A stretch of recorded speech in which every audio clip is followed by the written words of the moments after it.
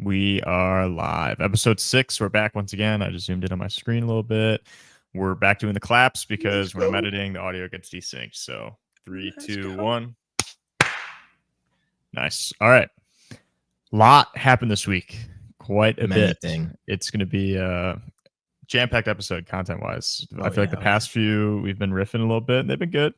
But this one we got at least some good topics. So a little bit what's to come. We got Vsauce is back, so we'll cover that in his video, and then we'll relate it to sports because Vsauce not typically a sports guy, but I think a real good question that'll be posed from the source of that. Shane Gillis gave his SP's monologue, and the people in the building didn't seem to like it. Honestly, the crowd seems torn, but I thought it was hilarious, and I don't care. They liked one of his jokes. Well, it wasn't a joke, but we'll get to it. Yeah, very funny crowd interaction there too. And we'll cover the guy at the Coldplay concert. He sold the bag. It's in between a play and a concert, if we're being honest. There's a lot of shit that goes on in a Coldplay play concert. Mm-hmm. And then we've got the NFLPA director stepping down in arguably the most epic fashion of all time. There are a few better ways to go out. Mm-hmm. And the Bears, among all the other teams in the NFL, are signing their rookies, their second-round rookies, to contracts, which for the most part are all fully guaranteed. So a lot on the plate today. We'll see how quickly we can get through it. What should we start with? Should we start with the Vsauce video? Yeah, let's go for it. All right. So you have not. We'll debrief on Vsauce. Yeah, I mean, I haven't seen this one, but in terms of a content creator, in terms of quantity x quality, find me someone that outdoes Vsauce. Yeah, I mean, so unreal. Vsauce is back after a 2-year hiatus, honestly, because he was on a roll for a good 5-10 years from 2015. So the way I kind of remember it was when YouTube failed and launched that fucking Adpocalypse. Creators are gonna have their it was like creators are gonna have their own like shows that you are behind paywall on YouTube. TV. And he was like, he leaned super hard into that. Like he was probably one of the premier guys that was going to like participate in that. And I don't think it went very well, obviously as a platform, but like for him individually as well. And I think that kind of also pushed him off the platform. Cause I feel like he was like a monthly poster of like a 40-minute video or like multiple, 12, 15-minute videos a month kind of guy. Yeah, for a long time. Dad just walked in. Sorry, and just went hello after I texted him. We are recording. I'm just gonna cover my mic and yell that I'm recording. We're recording. Couldn't even hear you. Literally, that was insane. I don't even think you heard what I said. Actually, could you not hear me? Couldn't hear a fucking sound. It sounded silent. Awesome. It was actually kind of wild. Yeah, that's actually pretty sick. That's nice. It's cool. But yeah, Vsauce is back after about 2 years. I can't even remember the last video he did, but there was I think the last 5 years his production's been down. Is my point. I think he's been posting way less often than he used to. He does a lot of short form content now. Past 6 years, he's uploaded 3 videos. Yeah, see, that's what I'm saying. You were saying before, he was uploading videos monthly every 2 months, and each one was and he was also like 40 million views. I mean, I'm less in like kind of the YouTube now, but he was very active in like the YouTube space, like big collab guy, like big, like he was just, actively present on the internet or kind of whatever you want to call it, YouTube zeitgeist. Like he was just the guy for YouTube for a long time, and he has been. So really cool to see him come back, even though I didn't watch it. And a lot of that's because his content is like exactly what YouTube like wants, as far as it being like thoughtful, family friendly, ad revenue, and long. It's awesome. I love Vsauce. Probably one of my favorite. One of the goats. One of my favorite all time, for sure. He'd be on maybe the Mount Rushmore of YouTubers. That'd be a fun thing to go through if we get the time someday. But he's on mine for sure. He'd be up there on mine for sure. Gotta remember what the video is called exactly. All the ghosts. Something about ghosts. You'll be. Yeah. So I'll explain sort of what the video covers. It's called all the ghosts you will be, and he goes on to talk about sort of like the ghost that you become after you die is sort of like, you heard the saying, like you die twice, and the first is like when you die, and then the second time is just like the last time anyone ever speaks your name. Yeah, right. Yeah. So he talks a lot about not just like he refers to those as ghosts. So like you have your ghost, whatever, spiritual, however you want to believe it, and then another ghost just being your name. and then another ghost being like your photograph. So like so he found like who's the oldest person to have like their ghost in a photograph, and like the oldest person to have their name ghost, which is like someone from like 4,000 years ago who had their name like inscribed on a piece of stone that somehow survived. Really interesting video, and he then goes on to sort of talk about like the state of like documentation that we have now, as far as like literally what we're doing right now. Like we're recording a podcast, like, so some of our ghosts will be this podcast. What talking about ghosts and stuff's moving in the background. That's crazy. Yeah, it is pretty crazy. But talks a lot about how we're always documenting. We sort of live online, so everyone will have like a digital ghost that lives on for far longer than theoretically forever. Yeah. I don't know. I just thought it was interesting. I love Vsauce content. I was watching it like 1 a.m. I was just like, damn, getting real. Appropriate. I don't even know the word. Deep. Yeah, getting real deep. But I thought it was a good segue to some sports conversation as far as who do you think the last athlete of our generation to be remembered will be? So I think there's two schools of thought, right? And it's kind of relating back to the Vsauce video. Like I'll call it, and I think this is a good argument, like the Michael Jordan factor, which is basically like, how much of a legend were you? How much did you percolate into day-to-day culture and kind of zeitgeist? Like, right? Like how much relevance did you have during your reign? And then you could look at longevity and peak there. And then the second one would be like written, right? So like if you invented basketball, or if you hold a record in a sport that is unbreakable, so to speak, then you will probably also have some staying power, arguably more so than the Michael Jordan factor, if that makes sense. And so based on those two factors, I would say Jordan is a good pick, but I feel like to an extent, every sport only gets one that stays.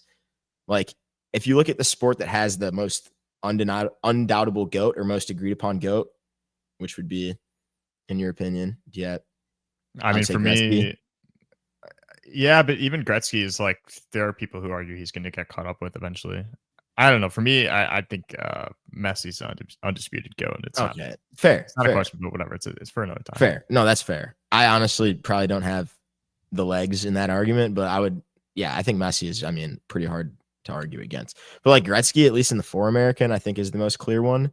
And like he totally drowns out every other great hockey player from his era or before him in terms of like actual public's knowledge. Now, obviously hockey has like less following, but like Bobby Orr, Mario Lemieux, like any of the old greats, like it's probably 1/100th of the like, knowledge in the population versus Gretzky. So I think a lot of people would say Jordan, but people already say LeBron's better. Maybe Wemby could be better. I think in 100 years, undoubtedly there will be a better player that everyone agrees upon that isn't Jordan, but everyone's going to be remembering Naismith that invented basketball. You know what I'm saying?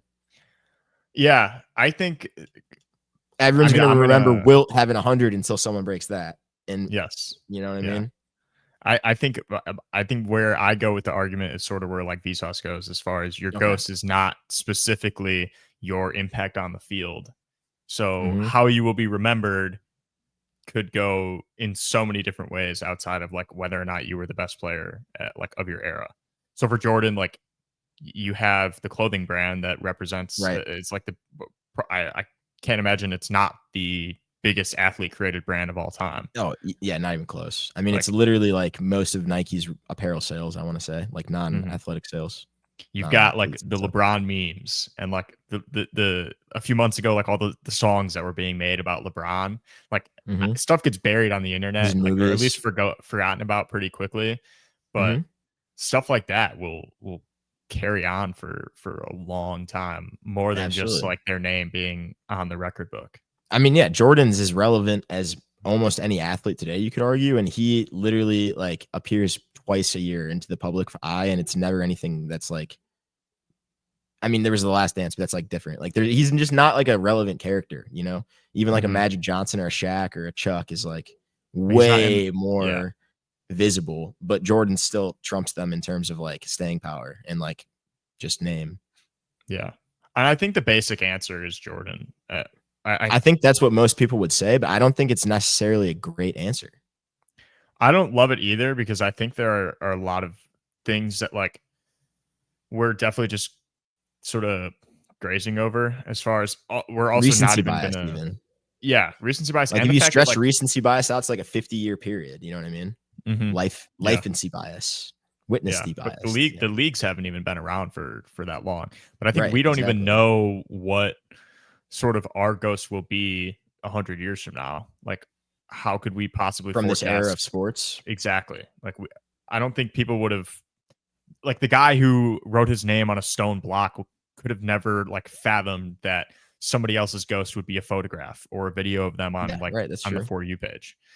That's So true. I think thinking about what today's athletes, if we specifically narrow it down to like today's generation of athletes, like the young guys, excluding guys like Brady, like I'm talking currently playing, I think it's really hard to forecast like who. You know, it'd be pretty what unfortunate their ghost will be. if like Tell the Marte. greatest. No, Tell No, Marte what if, is like- gonna have quite the ghost. what if like the two greatest athletes from our generation are remembered as like Kim Jong-un and Elon Musk? That's not Like that the world goes down that path, and then Dude, just like all of history is rewritten. Kim Jong-un is actually a spectacular answer. That's not a bad might- answer. Because think He about might it. have, yeah, because I mean he golfed. What He his shot like a best score is, 27, I 29, think it's a 27. Yeah. Wow. which is pretty fucking good. I mean, for a That's guy who's fucking also good. the leader of a country, Yeah. like No, I think it's really I don't know. I had a lot of fun just thinking about that for a while. And it's really easy to just go towards like who's the best player when you think of the answer. right. But like a guy like Curry, like when you think about how much he literally changed the game of basketball, like his name will be brought up way more than like the next guy who is, the best 3-point shooter. Ray Allen. Sure, but Ray Allen was before Curry. I think. Oh, you mean like after Curry? You mean like Trae Young? Yeah. Like, I'm saying after okay, Curry, like okay. any guy who is more of a sharpshooter, Even if he's better. Yes, even if he's better, if he gets surpassed in total threes, like Steph will always be the guy who took basketball in that direction. Yep, for so sure. He'll be remembered for that. That is for sure. Yeah, no, that's absolutely for sure. Baseball wise, Shohei's ghost will be around for a while. Yeah, it'll be around for a long time. International guy too. Thing about baseball is it's definitely the best lens into this question, right? I mean, you have record keeping since 1880, pretty good. And like, I think Babe Ruth, honestly, maybe this is growing up. I watched The Sandlot probably 80 times, but Babe Ruth carries a lot of weight with his name. Like that is a name with lore. And I mean, we're coming up on over, I want to say it was about 100 years since he's been in the league. And I mean, he's, in terms of recognizable names in baseball, I would assume he's still top 10. And that includes like the Shoheis. Yeah, 100%. You know? 100%. Right. I know nothing. I honestly don't know much about Babe Ruth outside of like, I don't follow. You want to know a fun fact about Babe Ruth, other than the fact that some people think that he was African American? Fun fact about Babe Ruth at all. What, that he's not black? Yeah, I don't know. I literally. It was pretty hard to be black in the MLB back then. We'll say that. Okay. Pretty difficult. Ask Satchel Paige reference. But anyway, my high school AP fucking world history, I guess, teacher, or U.S. history, I forget which one. Who, Mr. Olson? Yeah, it was Mr. Olson. He told me that on more than 2 occasions, so I guess 3 or more occasions, he's been grading a AP test at the end of the year, and someone has confused Rosa Parks with Babe Ruth. So don't really know what's going on there, but I would assume that's probably like, we're actually, you know what? I was going to call out certain states. I'm not going to say what state it was. It was Mississippi. No, I'm just kidding. But yeah, like That's pretty funny. I don't know what's up with that. There's a joke there somewhere. Like Babe Ruth, like getting hit by a pitch and like being told to walk. And he's like, no, I'm staying here. I'm hitting. I'm staying right here and I'm hitting. That'd be a pretty badass thing to do. I think someone's tried to do that one time. It was like forget his name. I want to say it was like some guy in the Brewers got hit by a pitch and was just like, fuck this, I want to hit. The PCA clip is awesome. Where he's thrown at twice. Yeah. And the announcer, I hope PCA hits this ball 5,000 feet. And just sends it out of the park. That's awesome. I'm pretty sure also the announcer, I think like if we could, kind of crawl into his subconscious, I think he was getting through that sentence and he said 5 and like his pre-programmed mind was like, I'm going to say 500, but it was like 500 is not enough. And so he like made the audible to go to 5,000 mid sentence. That's my take on that ordeal. I love that clip. So good. Fires me up. Shout out to the All-Star. Shout out to the youngest Cub to ever record a hit in the All-Star game, PCA. Nice. Surpassing Ron Santo. Watch any of the All-Star game. Missed out, which is a rarity. Missed out because the All-Star game was fantastic. Shout out to anonymous bettor M. Parisi for A. Parisi. My bad. Shout out to anonymous bettor A. Parisi for betting on Ketel Marte to win MVP and then cashing out 2 pitches before Pete Alonso hit a 3-run home run to then surpass Ketel in the odds. Cashed out like a $30 bet for like over $100. It was like $500. Yeah, ridiculous. Awesome. And then he's like not enough. He's like, I gotta go back. And then he bets on fucking Kyle Schwarber to win MVP. What does Schwarber do? Strike out twice. Or no, he striked out and like flew out or something. And then you're like, oh, well, that sucks. Nope. Game goes to extras. Kyle Schwarber hits 3 home runs in this fucking new format of like a swing off and wins the MVP from like a position where he should not have. It was unreal. Unreal moment. Kyle Schwarber hitting those 3 dingers. I don't know. You kind of saw how that went down? Nope. I haven't seen a single. So I literally haven't seen not even a clip across my feed of the All-Star game. Okay. Quick synopsis. NL goes up 6-0. AL ties it 6-6 in the bottom of the 9th with a weak hit. So it's like, whoa, fun game. Instead of going to a traditional extra innings, which is kind of boring. And fun fact, the All-Star game once before had been tied at the end of regulation, and they decided to call it a tie. So the fans like started booing in the stadium, I guess. But anyway, this year they're like, okay, we actually have a rule in place for this. We're going to do a swing off. Managers select your 3 best hitters. They get 3 pitches, and whoever hits the most home runs at the end of it wins. And NL after the first 2 batters on the AL had gone and the first batter on the NL had gone, it was Kyle Schwarber's turn. So he was up second, looking to match the other team. They were down 2 home runs. He hits 3 home runs to go up by 1 home run. And then the next guy in the AL fails to hit any. So Kyle Schwarber took them from down 2 to up 1 and effectively won by hitting, the 5th or whatever home run it was for the NL. And yeah, it was very hype, very fun. It's pretty sick. Very, very like it was great because it was like the essence of the All-Star game, where it was like, if you remember the NBA when they were doing the countdown at the end of the, like, you had to score 250 points and you'd like go down from it, and it was like kind of competitive. Go down. Like they would put 30 points on the board and it would be like, you have to get to 0 kind of thing. I don't know if that's how they scored it. That's how I imagined it. But I think it was just like a race to a certain score rather than a timed thing, right? Yep. So you effectively always won on a buzzer beater. But anyway, it's like capturing a competitiveness without like a too competitiveness, without an actual game atmosphere. And that's what this did. It was awesome. Cool. It was really competitive. Everyone tried, but it wasn't like, we're not, Sean Taylor out here fucking murking my own punter. I do miss those days. I don't even remember that. Yeah. I wasn't even old enough to remember that. I miss those days. Pro Bowl used to mean like something. 99. It was like 2 years before we were born. No, Taylor didn't play that. It wasn't that long ago. Yeah. It might have been like 01. I think it was 03 if I had to. Yeah. Who knows? We were not old enough to remember, is the point. Yeah. Is the point. But yeah. All right. let's talk about the I was going to say the Epstein. We'll talk about that too because it's involved. Dude, holy zap! Literally just got zapped. He was about to say Epstein. Y'all hear that? Y'all fucking hear that? He was about to say Epstein, and then he got zapped, and he stopped mid sentence. It was very obvious what happened. I'll let you continue. Shane Gillis' ESPYs monologue. What'd you think of it? Okay, I don't know.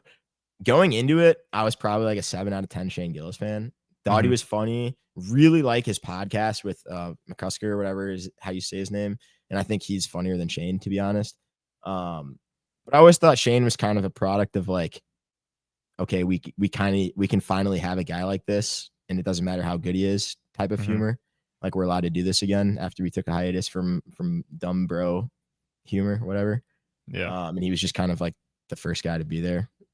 But this changed my mind. I thought that he actually wrote some pretty funny fucking jokes, and like it was a really fun dynamic of like, usually when you talk about crowd control, it's like you lead the crowd one way and kind of put them another way or whatever. Or it's just like the Ricky Gervais one where you made them super uncomfortable. Have you seen that one? Yeah, that was awesome. Yeah, fire.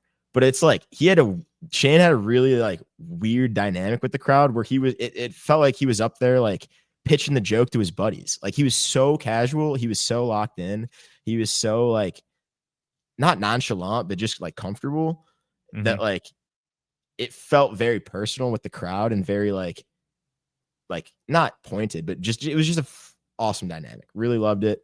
The only part that I didn't totally love was I did love this, but he did the Norm joke, which is like such a legendary fucking joke.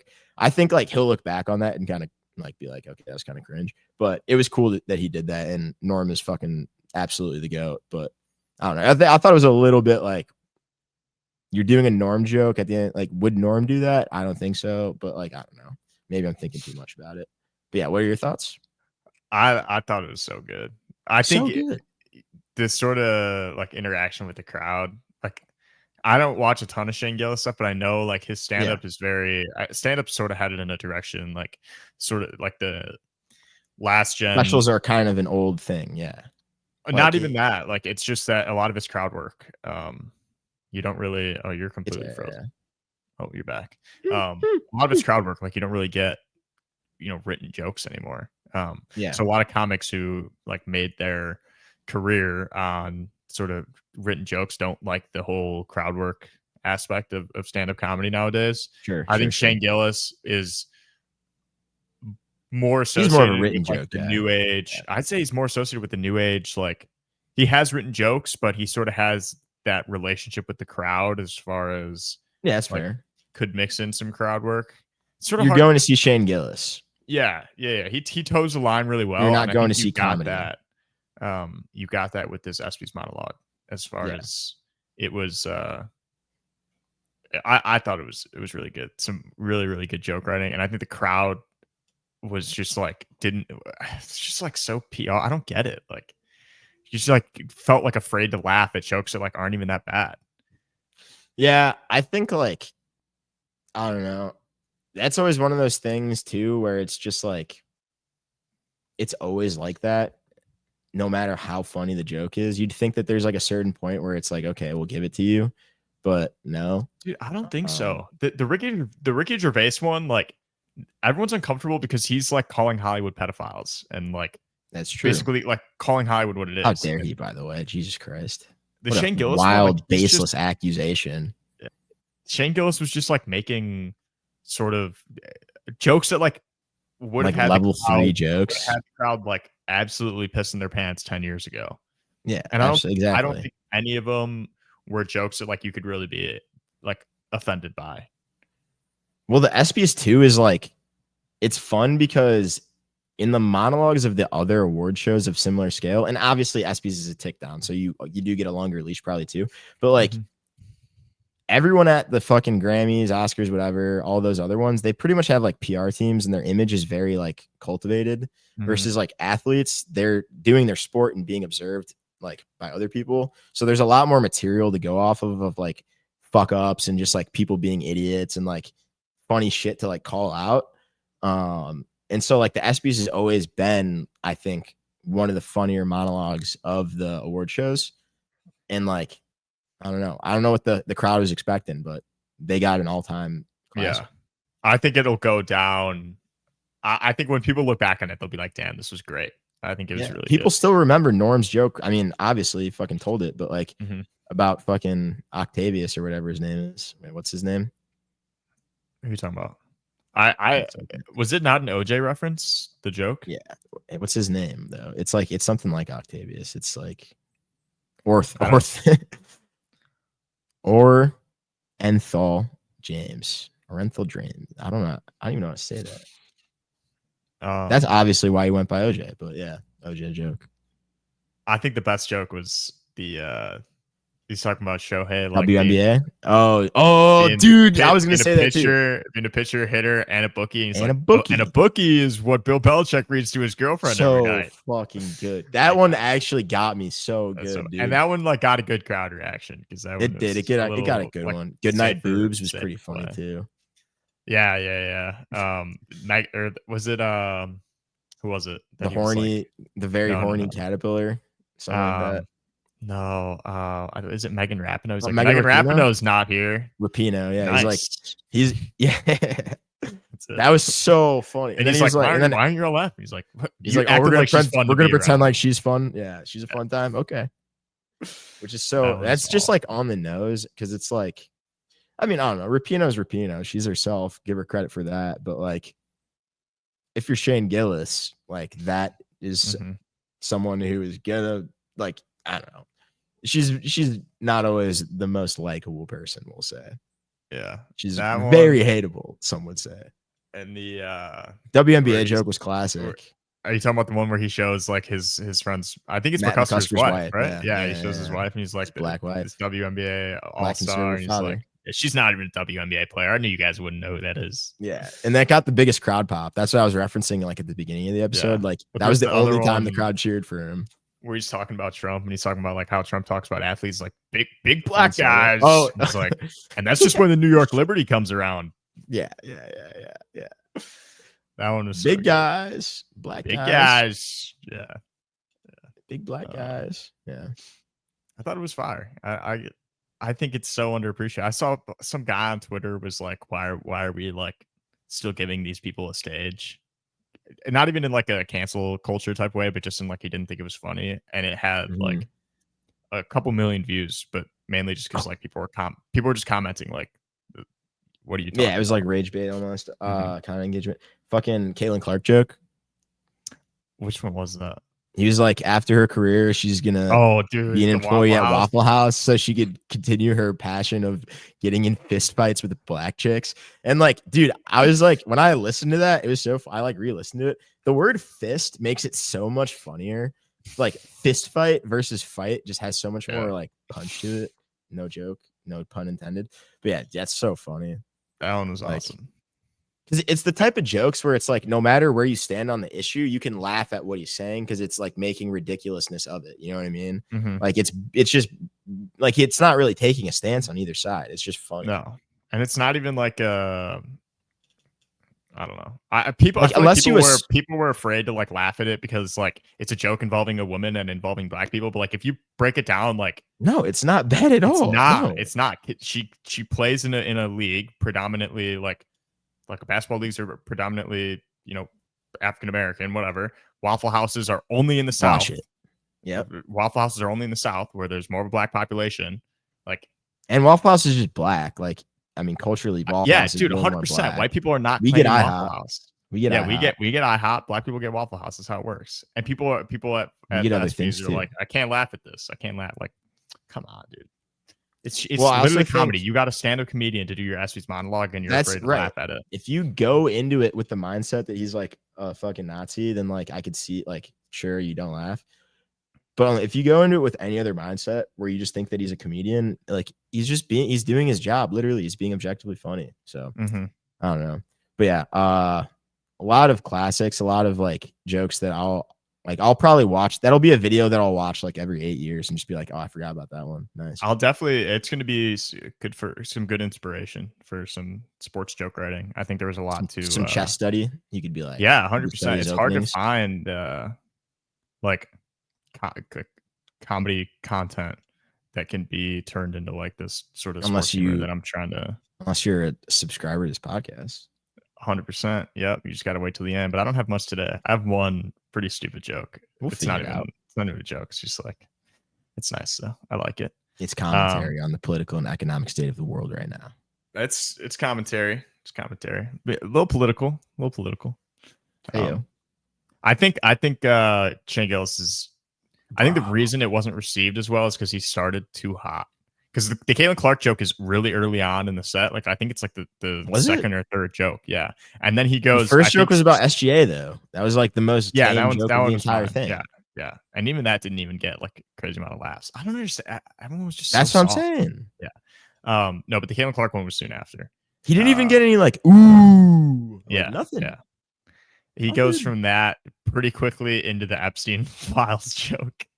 Pretty fire. Which I think people just didn't feel like laughing at, which is stupid. I didn't think the joke was that great because like the joke was that the joke didn't exist, which like it was fine. It was just like I'm gonna mention this joke. You know what I mean? Yes. Like, it was. It's like a super easy way of like using what was happening with the Epstein files and turning it into humor. But do you have any quick thoughts on Kevin Spacey? But didn't Kevin Spacey call for the Epstein list to be released? Demanded. He's taking the ship down with him. Captain going down with him. Yeah. That's so fucking good. Yeah, it was hilarious. What world do we live in, man? Oh my god. I don't know. See, what's his name? Who's the guy who wrote The Shining? Stephen King. Stephen King on Twitter was like, Stephen King has been like vehemently against Trump for like years. Probably since I haven't kept up, but like probably since the first administration. And the one time he backed up Trump was on not releasing the Epstein files. So everyone's like, you guilty motherfucker. That's so funny. Jesus Christ. But I don't know. Interesting week.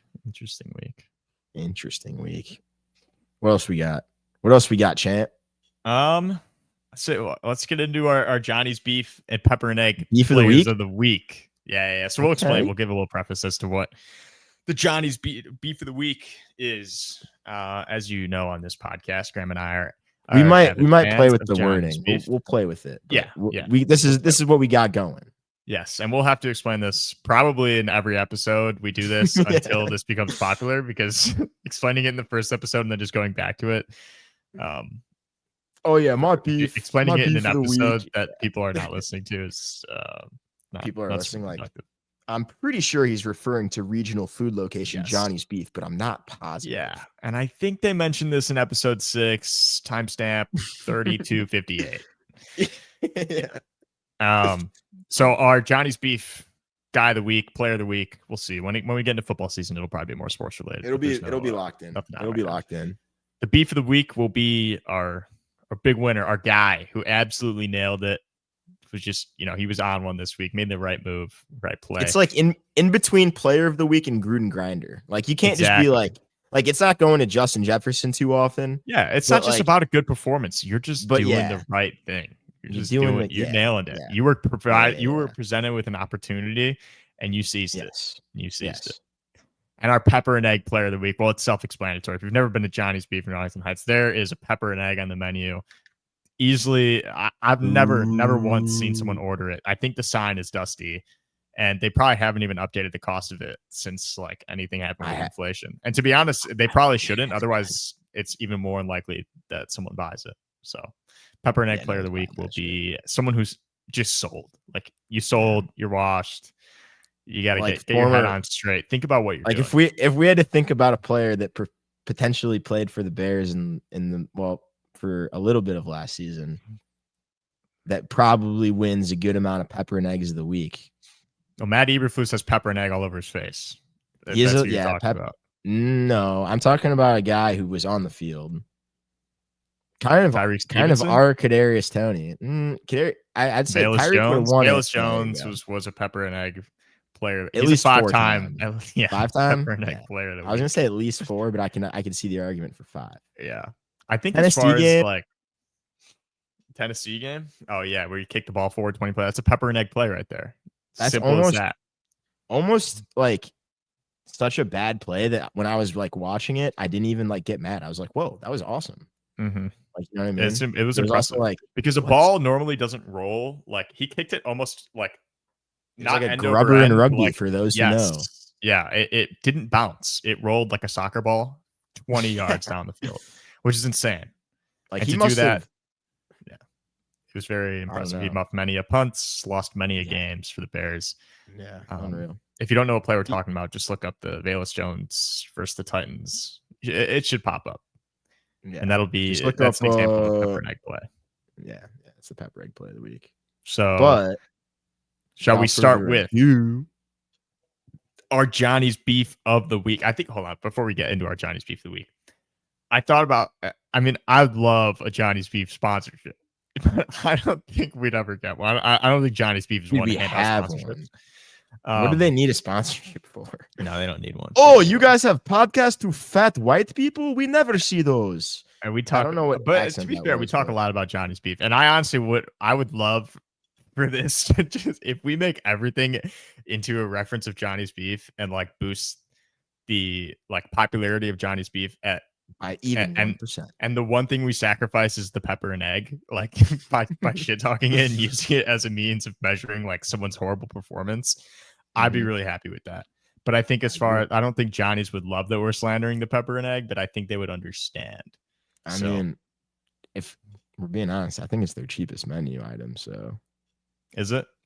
I believe I think so. the fries other than like, yeah, but who orders standalone fries at Johnny's? That's true. That's true. Like, it's gonna go into a larger order. Yeah. Unless you're ordering pepper and egg, probably. Then you're going no fries. Yeah.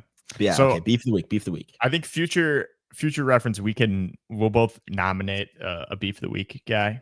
And then we could present our case. We might have had different guys this week, but I think our Johnny's beef of the week is the NFLPA, former NFLPA director.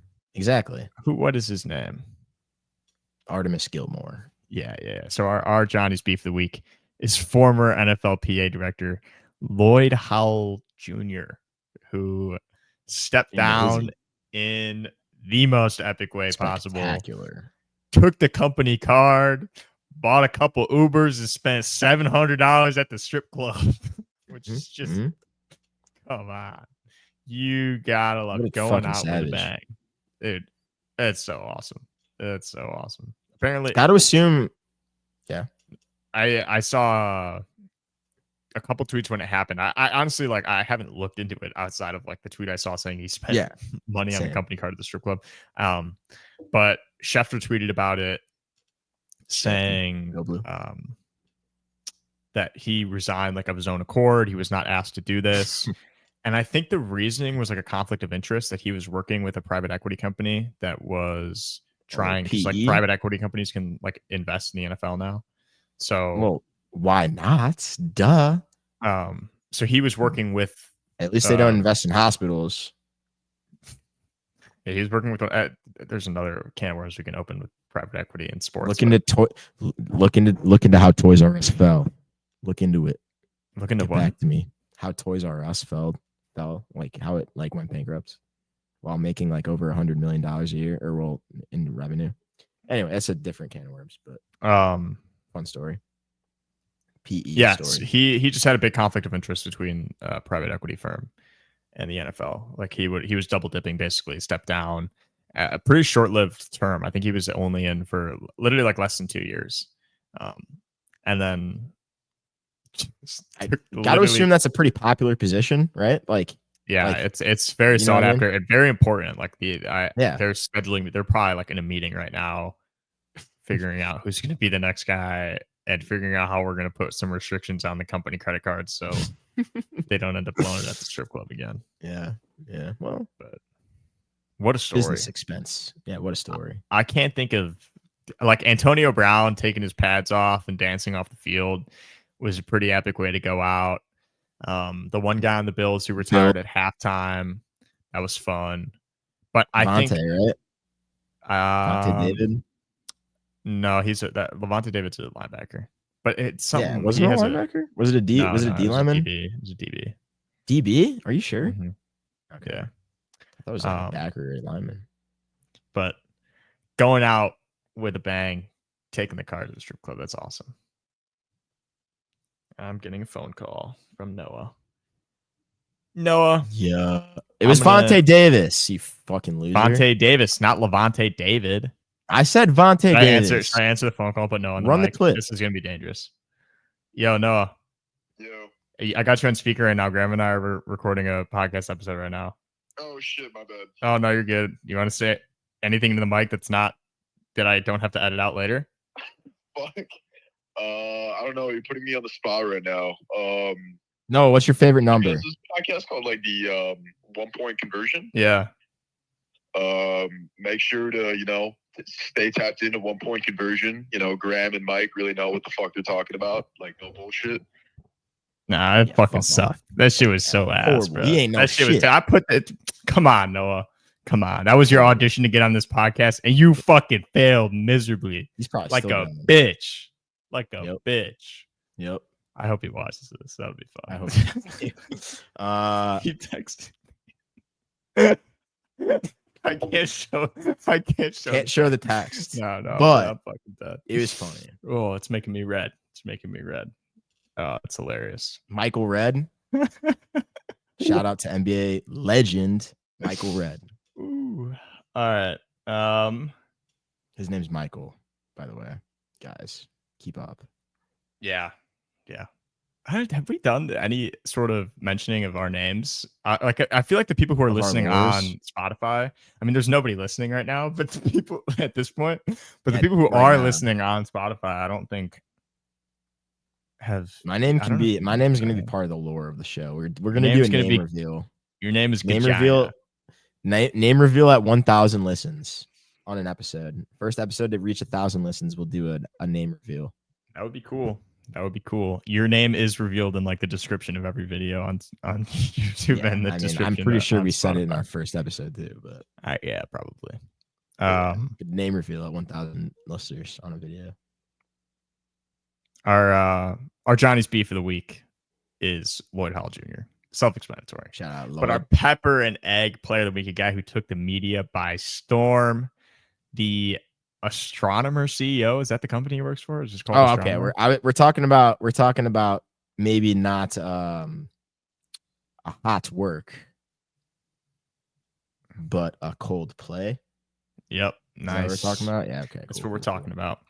He sold so hard. All he had to do was not freak out. All he had to do is just keep. No, he had to keep freaking out. If you know what I'm saying. Oh, pretend. Yeah, he had to pretend like, oh my god, I'm so stoked to be on the jumbo scrot at a Coldplay concert. Yeah. But I guess it's just human reaction, but like, yeah. But in the OG video, Chris Martin, like the lead singer of Coldplay, is like, oh, they're either really embarrassed or they're having an affair right now. Yeah, it's so good. Shout out Chris Martin and Coldplay. Good, decent, dude. That is a good tough. That's a tough way to go. That's so unfortunate. And I think he had like the head of HR with him. Wasn't that the head of HR? I don't know. One of them was the head of HR, and one of them was like a new hire or something. It was really. It'd make a lot more sense if the new hire was the one who's grinding out. But I think the girl who he's not having an affair with, who was just there, was the head of HR. Because I saw some stuff where it's like, who is she going to report this to? Considering she is the head of HR, which, to be honest, it wouldn't be that far fetched for her to have found out and was like, "You're cheating on your wife. I want box tickets to go see Coldplay." And then he's like, "Okay, fuck you." What if and then he just cheats on his wife in front of her. She DMs Chris awesome. Martin and it's like, I'm coming to the Coldplay concert with my boss, and he's cheating on his wife. Put them on the kiss cam. You never know, man. But yeah, there's like a Modern Family clip. I haven't watched enough Modern Family, but like he's like talking about the kiss cam, and it's like that stuff is not supposed to be broadcast, and it wouldn't have been. Like, had they just been totally normal, nothing would have ever came of it. Despite like maybe someone finding out or being like, "Oh, I was at the Coldplay concert." And it wouldn't. It'd be 1/1,000,000th of the degree. I do think that it would have gotten back to her though.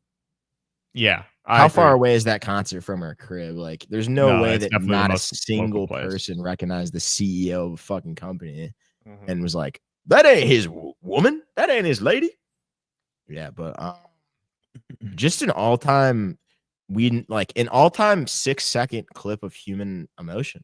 Like, just it's such a good meme format. Yeah, the being a Bears fan. What? Yeah, where it's got like the audio of the Hail Mary. They're like they're watching it through the air and they're smiling. And it's like, and it's caught. And they go, oh man. I mean, it's also like you're frozen. Oh shit! Can you hear me? Yeah, you're back now. Okay, so basically, anyone who's gonna be on the Kiss Cam with their boo thing soon, I want you to do something. If you listen to 45 minutes into the episode 6 of this podcast, okay, I'm calling all people that are about to be on Kiss Cam with their boo thing. Attention. Do a thing where you look scared, but then you play it cool and see how the internet reacts. So I bet now that the footage is out there, maybe some cheaters is studying some tape. I want to see if the internet is going to be like, oh no, you can see it. Look at his first reaction, and then he thought of the Coldplay guy, and then you know what I mean? Yeah. See if he gets pointed out. Well, I wouldn't even be surprised if that just like ends up happening. Just not even because they listen to this. Yeah. Just look, because someone else had that thought. But but if we see it, we'll be like, damn, bro, we got a listener. That's a fan right there. Yeah. That's cool. That's kind of what I was trying to do there, but didn't really say it the perfect way. I was trying to take credit for the next time that happened. But yeah. Yeah, that's our pepper and egg player of the week. Yep. What do we got? Not much. We're working through it like much faster than I thought. It's because we got last week's episode was really long from that survey. From that dumbass survey. From that corny survey. Bears signed Luther Burden to a fully guaranteed $10 million contract. First ever 39th overall pick to get a fully guaranteed contract. Which really? He might be one of the last 39th overall picks or the guy before him is probably the last 39th overall pick to like not get a fully guaranteed contract. It seems like this is the way things are going now. Why aren't rookie contracts automatically like are they a higher guarantee than typical? I have no idea. Honestly. I would hope that they would be, because if you get, I don't know. I guess you could look at it from both sides of the aisle, but if you get bounced out of the league early with an injury, or you just kind of suck, hopefully you have a little bit to take home. Mm-hmm. And I think that's probably the argument, especially with second rounders, because as a second rounder with the NFL, there's the highest hit rate on late round player. It's not even close. The 100%. NFL is the only league where outside of the first round, you're hitting pretty frequently on talent outside of the draft. Yeah. I think there's at least 2 or 3 guys every year that are unsigned that turn themselves into good starters. Mm-hmm.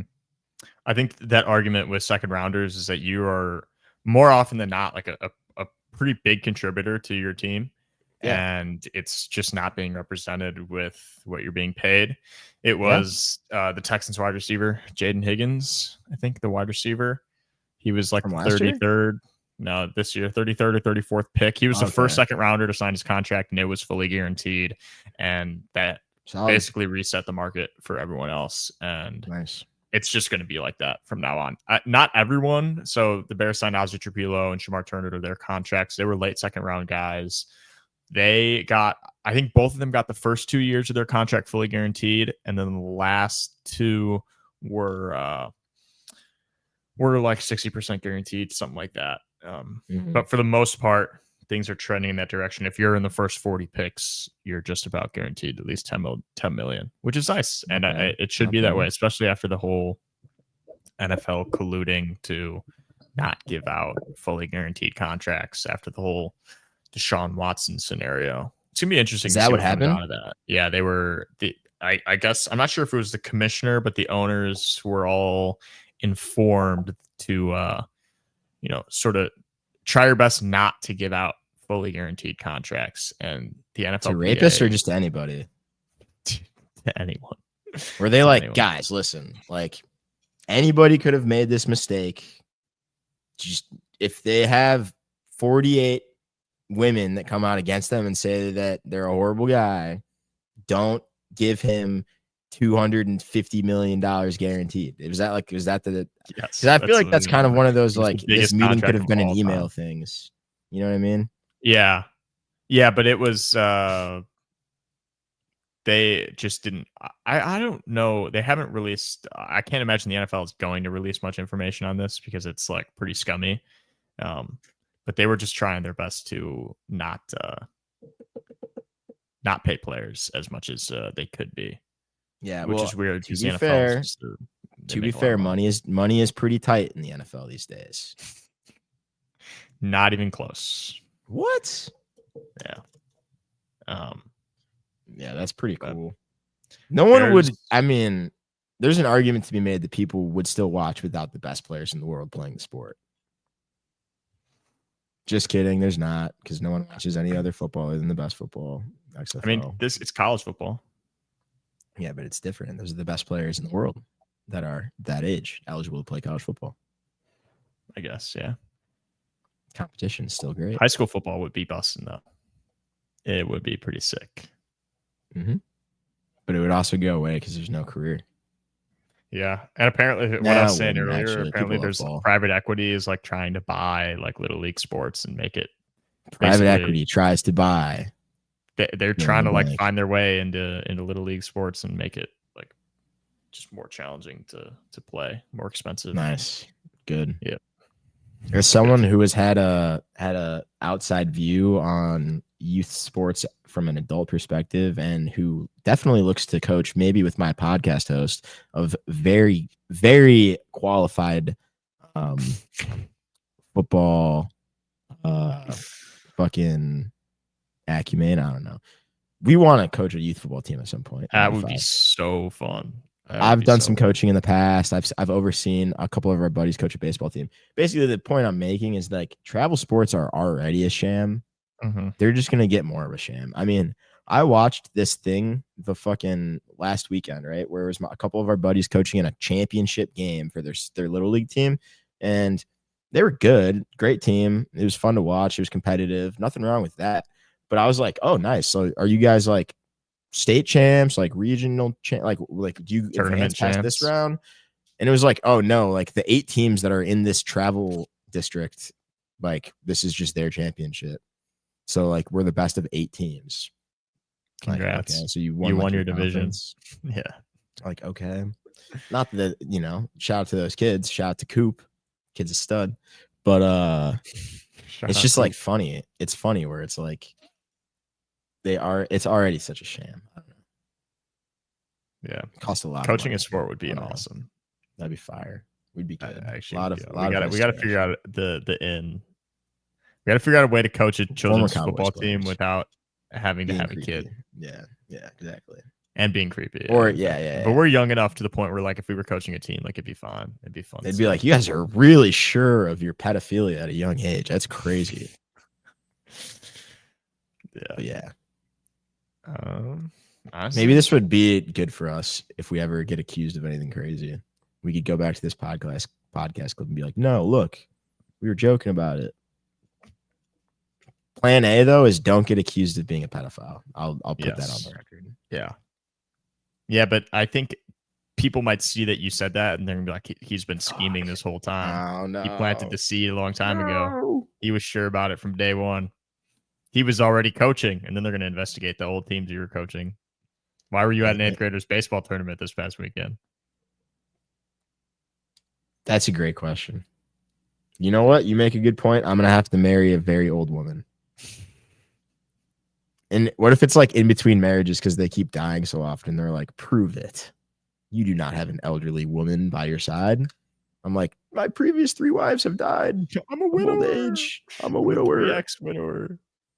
Yeah. Widower also tough. Like they wrote widow, and then like 20 years later, they're like, oh, I guess this happens to dudes too. What do we got? Like, yeah, sure. Because widow is like hauntingly beautiful. It's like, a lot of aura, but widower. Well, the lore of it is None it of them comes were from like the challenging Black versus Widows there. who like eat their male partners. Yeah. Yeah, kind of interesting. Sure. She's a man. Shout out. I was. Yeah. Yep. Yeah, we're on the same page. Yep. Same Yep. page. Yep. I honestly don't have much else to add. I have one.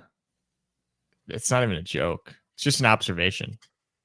Have you Lay it on us. Yeah, have you ever thought about how the Chicago mayor, his name just translates to like burnt penis? Brandon Johnson.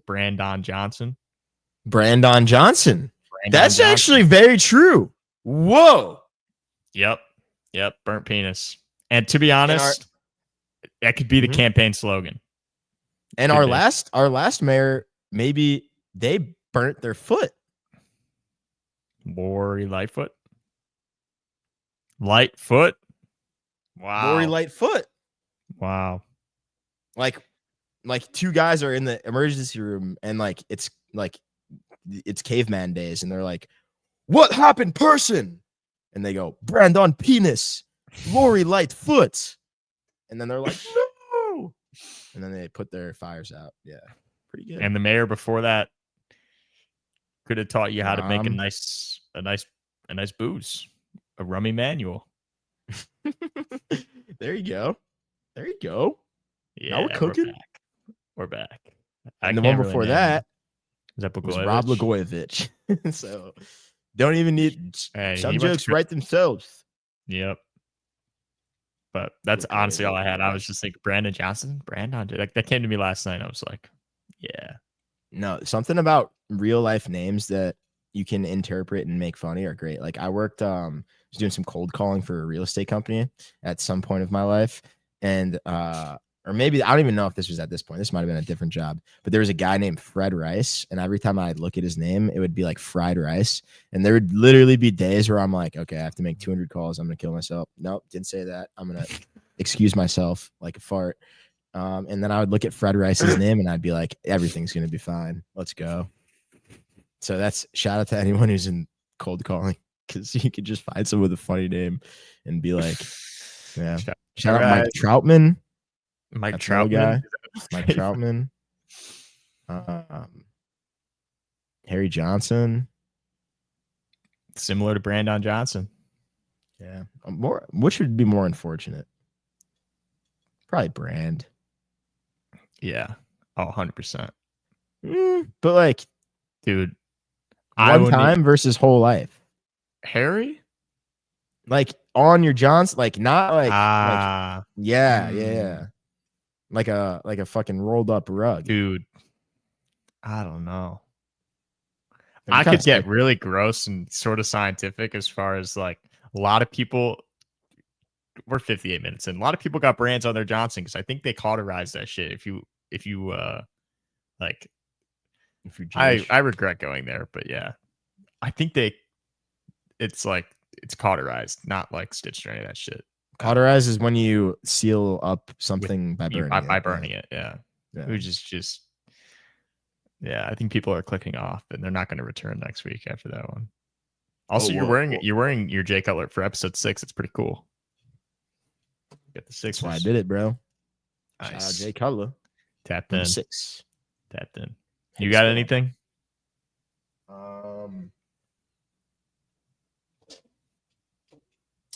Fred Rice. What's your Fred Rice. What's your favorite animal that starts with the letter F? Fried chicken. Let me think.